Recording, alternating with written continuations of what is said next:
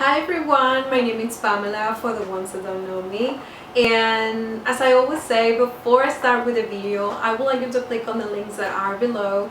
And these are my publications that I did at the beginning of the year. And these are especially for my Spanish speaker viewers. And no further say, I just want to talk about, self-love.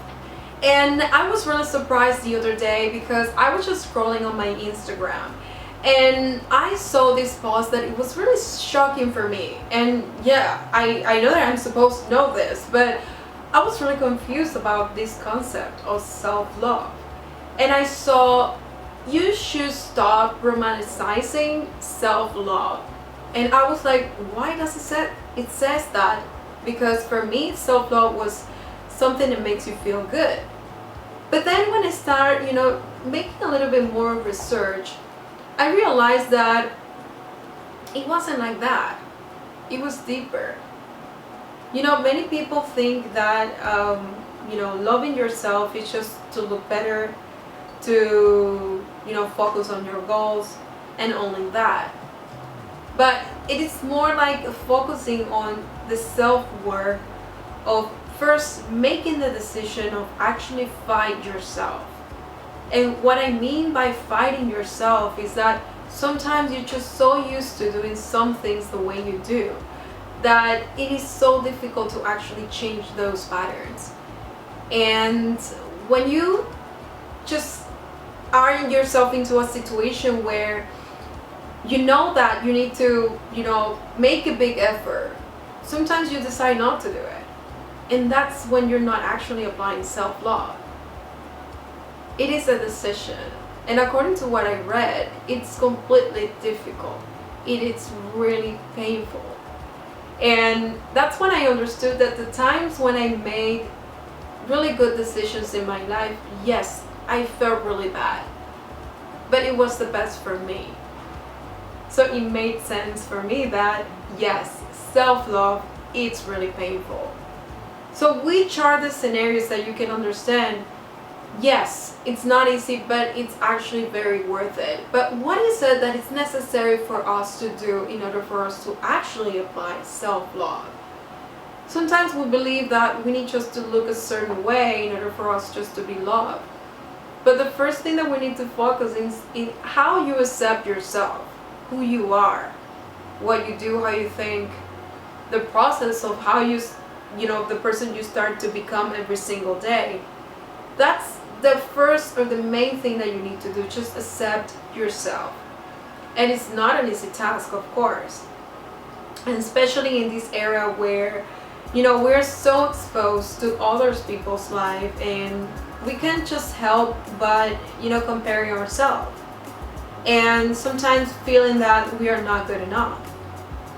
And, I know that this might sound like really cliche, but, we are unique in our own way, and that's something that we need to embrace. But the first thing that you need to be aware is you need to fight yourself every single day. And what do I mean by this? When you fight yourself, it's when you make a decision that you do want to change. You do want to put yourself in a different state of mind.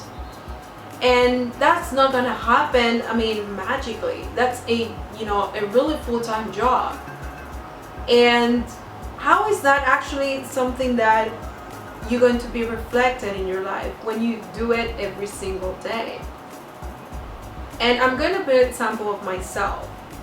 Right now, after I record this video, I need to do an assignment from the university. And I feel like I don't want to do it. I prefer to sleep. And I'm fighting myself with this feeling. But I make the decision that this is not going to win me. And I'm going to make my assignment. And I am going to deliver today. Because that's what I promised myself in doing it. And that's, for me, practicing self-love.